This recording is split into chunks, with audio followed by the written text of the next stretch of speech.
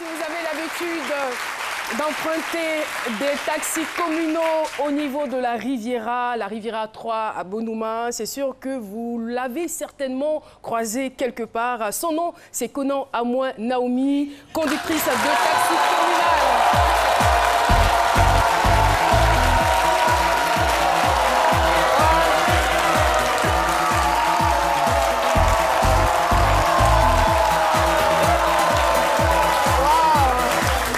Manifestement, le public est très heureux de vous recevoir, de savoir qu'on a sur le plateau une femme conductrice de taxi. Eh bien, nous, on est contents aussi. On est très heureux de vous avoir. Bienvenue sur le plateau de C'est Midi. Oui. Avec bien sûr votre prix. Oui, c'est cela. Ouais. Merci Caroline et merci à toute l'équipe. Tout de suite, on est quand même frappé par son charme.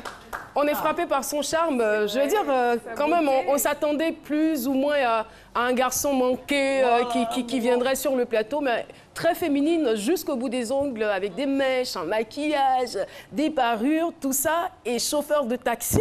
Oui. Bon, on y reviendra. Alors, pour aller donc à la source, il faut dire qu'enfant, vous rêviez d'être une grande commerçante. C'est ça. C'était ça, hein? Oui, c'est ça. Et avez-vous été influencé par votre maman ou par quelqu'un de votre entourage? Peut-être influencé par ma mère. D'accord. Parce que ma mère n'arrête pas de me raconter que lorsque j'avais 2 ans environ, elle faisait le commerce de bananes avec moi. Voilà, elle dormait même sur les gares avec moi. Donc, elle disait que bon, peut-être que j'ai le commerce dans le sang, quoi. Voilà, et déjà toute petite, je vendais des toffees à l'école primaire. Ah, ça qui ne l'a pas fait. J'ai vendu du lait, j'ai vendu du toffee. Oui. Voilà, donc même en classe de 3e, j'étais à Bengrou, j'étais au lycée d'Abengrou. Je vendais du caramel et tellement que ça marchait souvent à midi, quand je finis, je cours, je vais au marché d'abord acheter mes arachides, venir confectionner mes caramels d'abord avant d'aller en classe pour l'après-midi. Voilà, et donc c'est comme ça, je n'arrêtais pas de mener plusieurs activités. J'ai été commerciale, j'ai livré des légumes sur les marchés de Port-Boué. Il y a des dames qui me connaissent à Port-Boué en tant que livreuse de tomates, aubergines. Voilà, c'était dans le cadre d'un projet avec mon oncle, un projet de maraîcher. Il faut dire que vous êtes titulaire d'un DUT en gestion commerciale, aussi d'un DUC 1 en allemand. C'est ça? Oui. Voilà.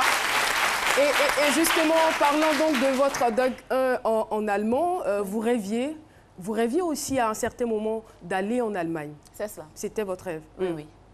Après le bac, lorsque j'ai été orientée au département d'allemand, tout de suite, je me suis dit, bon, comme moi je n'aime pas l'enseignement, si je finis mes études en allemand, il faudrait que je fasse quelque chose que moi j'aime. Et donc, pour avoir vraiment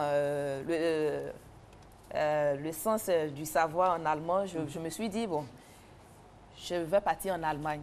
Parce que dans les départements de langue, les filles ont cette possibilité-là de se rendre en Allemagne, de s'installer dans une famille d'accueil pendant un séjour de 6 mois. Et elles apprennent la langue. En contrepartie, elles s'occupent des enfants. Et elles ont aussi quelque chose comme agent de poche. Et on les appelle les filles au pair. Généralement, dans les départements de langue, ça se passe. Voilà, donc j'ai tenté de partir comme ça. Mais je ne voulais pas partir comme les autres filles. De façon illégale? Voilà. Je ne voulais pas partir de façon... Bon, partir, mais rester là-bas de façon illégale, quoi. Parce qu'après, d'autres filles, elles vont pour un séjour de 6 mois et elles restent là-bas. Et donc, je me suis dit, bon, qu'est-ce que je dois faire pour pouvoir rester là-bas si j'ai envie de rester? Et donc, j'ai trouvé le permis de conduire. Je me suis dit, le permis de conduire, c'est un diplôme un peu universel. Bon, avec le permis de conduire, si j'arrive, imaginez-vous une fille africaine qui vient de la Côte d'Ivoire, elle arrive et elle dit à ses patrons, bon, ben moi, j'ai mon permis de conduire, je sais conduire. En plus de m'occuper de vos enfants à la maison, je vous propose de les déposer à l'école. Ça, c'est vraiment... C'est intelligent. Oui. Et donc, c'est comme ça que j'ai fait mon permis de conduire. Et après ça, bon, j'ai eu une famille d'accueil, mais je n'ai pas pu obtenir le visa parce que j'ai eu un petit souci et je n'ai pas pu partir. Et c'est comme ça que, bon, comme Dr Philo le dit si bien, si derrière l'eau, il y a l'Allemagne, je me suis dit que derrière la savane Baoulé, il y a aussi Abidjan. J'ai traversé la savane Baoulé, je je me bats pour devenir quelqu'un. Et donc, je causais avec un ami comme ça, et puis il m'a dit, bon, tiens, moi, je peux t'apprendre à conduire, tu vas avoir la main. Et tu fais le taxi communal. Là, si tu veux partir, au moins, tu as la main. Et donc, c'est comme ça que j'ai commencé. Première réaction? Bon, moi, ça ne m'a pas fatiguée en tant que telle, parce que les petits métiers, ça ne me fatigue pas. Voilà, moi, ma première inquiétude, c'était de savoir, de maîtriser d'abord la conduite, pour ne pas que les clients, parce qu'avec les clients, si tu ne maîtrises pas, vraiment, c'est un peu difficile. C'est pas comme toi-même, tu as ton véhicule personnel que tu prends pour te déplacer. Voilà, donc ça, c'était ma première inquiétude. Sinon, je ne trouvais pas de complexe à cela. Alors moi j'ai une question, c'est vrai que de prime abord, le monsieur vous dit vous allez être chauffeur de taxi communal, mais tout de suite il n'y a pas d'inquiétude parce qu'on sait très bien que c'est que les hommes qui pratiquent ce métier en règle générale. Oui. Et vous ne vous dites pas, je suis une femme, est-ce que ça va le faire, est-ce que ça va passer, non? Non, je ne me dis pas que est-ce que ça va passer, parce qu'à l'école primaire déjà je rivalisais avec les hommes. Il faut dire qu'en classe déjà, quand un homme est premier, moi je cherche à être la deuxième. Voilà, donc je n'ai pas peur de me confronter aux hommes, je n'ai pas peur de faire ce que les hommes font. Voilà. Si mes amis de classe à l'époque me suivent en ce moment, ils diront que vraiment cette fille à l'époque, elle a été dynamique. Et c'est voilà. Un garçon manqué dans l'âme. C'est resté ancré. Donc c'est ça, et j'ai commencé. À mes débuts, ça n'a pas été aussi facile que ça, mais bon, c'était pas aussi... Racontez-nous un peu votre premier jour de travail. Mon premier jour de travail, comme c'est à Bonoumé, et pour ceux qui connaissent la ligne de Bonoumé, c'est truffé de collines et de descentes. Donc, c'est le démarrage sur pente qui m'a vraiment fatiguée. Mais à chaque fois que je faisais une fausse manœuvre et que je calais le moteur, comme on le dit dans le jargon, voilà, c'est-à-dire que le véhicule s'immobilise sans que vous ne le sachiez comme ça, par inattention. Les clients, eux, ils m'encourageaient. Ils m'encourageaient, ils me félicitaient, ils me disent, bon, du courage, ça va aller, il n'y a pas de saut métier, déjà que tu es une femme et que tu t'es lancée dans ce métier. Vous calez le moteur, les clients vous encouragent? Oui. Dans le calage. Il arrive souvent même que pour des petites pannes, même, je n'ai pas pu arriver à destination. Mais les clients, ils descendent avec sourire et ils empruntent un autre taxi. Ah, ils vous laissent là. Ils empruntent un autre taxi et ils s'en vont. Mais je veux dire que je n'ai pas duré dans ça. J'ai cherché à m'améliorer. J'ai cherché à m'améliorer parce qu'après ça aussi, j'ai fait le dépôt d'enfants. J'ai transporté, il y a eu des familles qui m'ont confié des élèves que je déposais et tout ça. J'ai fait aussi la location. Une fois, il y a la location de véhicules? Oui, la location de véhicules. Il y a un Indien qui est venu et donc la personne qui devait aller le chercher n'avait pas le temps. Donc on m'a appelé, on m'a dit, bon, il est arrivé, il doit faire des courses à Yopougon, zone 4, est-ce que tu peux venir le chercher? Chaque jour, vous sortez, vous rentrez le soir. Donc j'ai fait aussi ça. Wonder J'ai fait aussi ça. Qui a regardé Wonder Woman? Je suis sûre que vous avez votre ceinture quelque part. L'Indien, il ne comprenait pas le français. Il ne comprenait pas le français. Moi, c'est vrai que j'ai fait l'anglais, mais je n'ai pas une maîtrise de l'anglais. Mais quand même, on s'est entendu. On s'est entendu. Même le dernier jour, on a bien causé. Il m'a invité au restaurant, on a bien mangé. Il m'a dit, si je pars à mon retour, je vais t'appeler.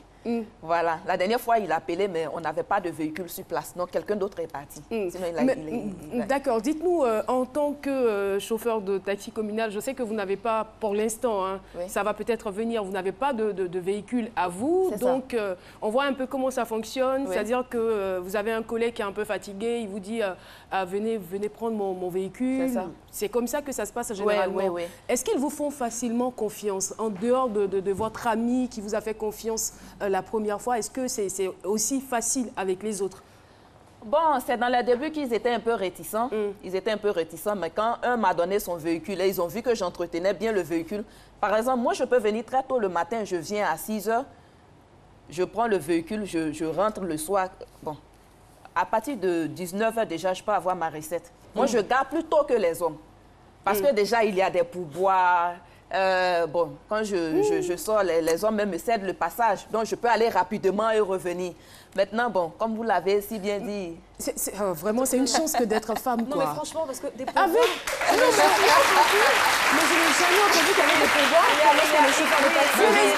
Les hommes chauffeurs de taxi souffrent. À la limite, pour 50 francs, c'est la bagarre, c'est la bagarre. Et vous avez des pourboires? Oui, j'ai des pourboires. D'autres même peuvent me donner 1000 francs et me laissent la monnaie. Pas plus tard, c'était dans ce mois-là, juste à la fin du mois, là.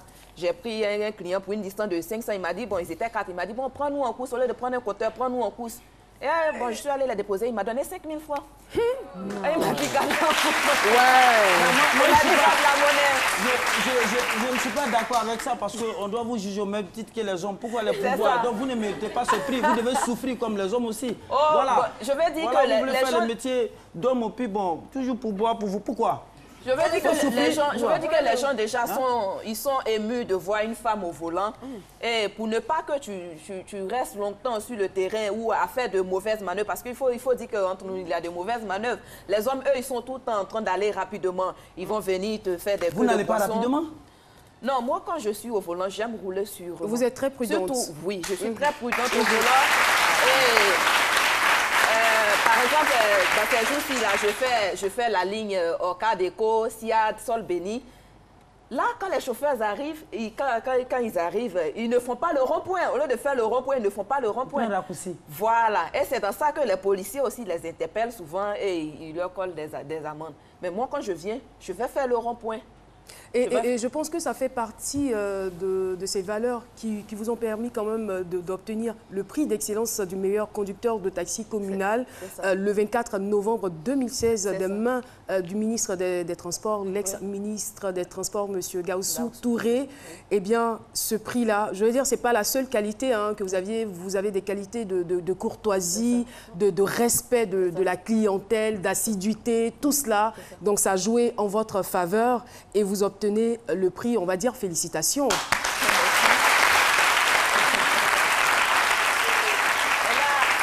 Et qu'est-ce que... Oui, allez-y, allez-y. Oui, j'aimerais même ajouter que le ministre, à l'époque, nous a même promis nous octroyer des véhicules à la prochaine remise des prix, puisqu'il y a un programme de renouvellement du parc auto oui, qui est en cours. Et donc... le ministre n'est Mais l'administration, c'est une continuité, oui, hein, voilà, donc on pense que ça va se faire. Ouais. Voilà, donc vraiment, moi, j'ai la foi que dans les jours à venir, peut-être on nous appellera pour nous donner une suite, parce que étant femme dans ce milieu, je pense que nous serons encore plus actifs si nous avons des véhicules à nous-mêmes. Voilà. Si moi, j'ai un véhicule à moi-même, je peux aujourd'hui... Quand je passe, les filles m'admirent, je peux les recenser, leur dire, bon, si vous voulez apprendre, je vais vous trouver un temps, je vais vous apprendre pour celle, par exemple, qui veut se lancer dans ce domaine. Voilà, donc il est très important que le ministère du Transport se tourne vers les femmes dans ce milieu. Et les encourage à s'intéresser à ce secteur. Même, pourquoi pas, le ministère de la famille, de la femme et de l'enfant, parce que nous sommes des femmes. C'est cela. Nous sommes aussi amenés à nous occuper de nos familles. À être indépendantes surtout. Oui, c'est ça. Donc, j'interpelle aussi le ministère de la famille, de la femme. Mais justement, comme vous le dites, vous êtes une femme et il faut dire que vous êtes femme au foyer. Oui. Vous êtes toujours étudiante, vous êtes chauffeur de taxi. Oui. Comment est-ce que vous alliez tout ça? Comment est-ce que vous organisez pour être efficace? Je vais dire que je gère ça très bien, parce qu'avec ma nouvelle ligne, je fais 2 jours avec mon binôme. Il n'y a pas un côté qui prend le dessus, hein? Non. Le foyer? Le côté professionnel n'empiète pas sur la vie familiale? Non, non. Parce que les soirs, par exemple, comme je l'ai si bien dit là, je descends très tôt. Et quand je descends, j'ai le temps de venir chercher mon fils parce que je le laisse avec ma maman. Ma maman qui, au départ, ne voulait pas. Ça aussi, c'est un autre sujet. Et aujourd'hui? Je lui disais, maman, je suis chauffeur, j'ai trouvé un boulot, je suis chauffeur de Woro Woro. Ma fille, on t'a mis à l'école, là, c'est pour être chauffeur de Woro Woro. Tu vas me faire ça. Et donc, quand je savais qu'elle ne voulait pas ça, à chaque fois, je revenais dessus, je revenais là-dessus, juste pour qu'elle retienne. Parce que moi, je me dis quoi? Que c'est juste un passage. Quelqu'un ne peut pas rester chauffeur de Woro Woro toute sa vie. Il faut qu'on passe par là pour subvenir à ses besoins. Demain, si on a quelque chose de meilleur, on s'en va. Et la génération Et vos rêves d'enfant, vous les avez oubliés ou pas? Oh non, je ne les ai pas oubliés. Grande commerçante, ça se rejoint quand même, n'est-ce pas? Je veux concilier les deux. Je veux devenir une grande chef d'entreprise. Et notamment dans le milieu du transport. Parce que je comprends que le commerce et le transport se rejoignent. C'est cela. Faire du transport en commun, c'est faire voyager, aussi le commerce. Aller en Allemagne, acheter des véhicules, venir les revendre ici. Pourquoi pas? Donc, les soirs comme ça, on vient chercher le petit, on sort avec lui, on peut l'amener au glacier les week-ends. Les dimanches, notamment, je ne travaille pas. Moi, comme je suis très croyante, donc je ne travaille pas les dimanches.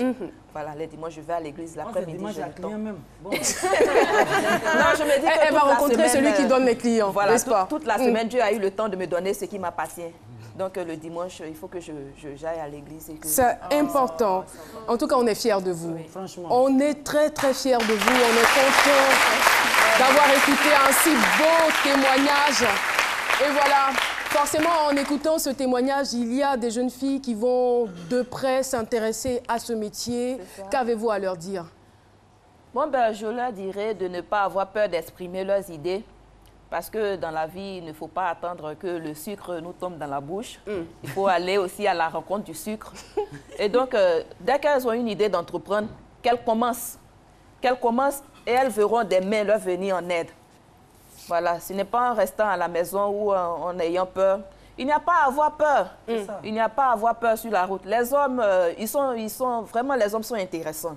Ils sont très intéressants. À part les fois où...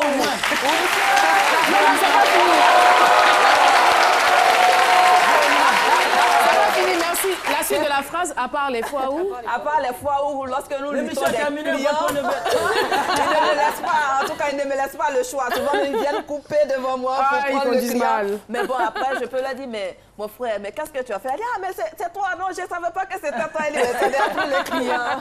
Voilà, la preuve est que mon homme, il me soutient. Il me soutient vraiment. C'est lui-même qui m'encourage. Voilà, il aimerait que je continue dans... En tout cas, merci beaucoup. Merci. Et puis, nous profitons donc de l'occasion pour lancer aussi un appel à ces chauffeurs de taxi, ces chauffeurs de Wara Wara. Nous constatons beaucoup trop d'indiscipline sur les routes. C'est dangereux pour nous. Nous mettons donc notre vie en danger. Il faut faire très, très attention. Voilà, nos familles nous attendent. C'est important quand même d'observer les règles de bonne conduite. Et puis, nous encourageons aussi toutes les femmes qui souhaiteraient faire votre métier, embrasser le métier de chauffeur de taxi. Encore une fois, félicitations et merci d'être venus sur ce plateau. Oui. Voilà. À moi, Naomi, c'est son nom. Et voilà, dans la deuxième partie de cette émission, nous recevrons donc un invité qui nous vient tout droit du Togo. Il est directeur d'une agence de communication. Il va vous annoncer un événement qui va à coup sûr vous plaire. Pour l'instant, nous allons marquer une pause, souffler un peu, boire un peu et puis se maquiller un peu, voilà, se retoucher. À tout de suite.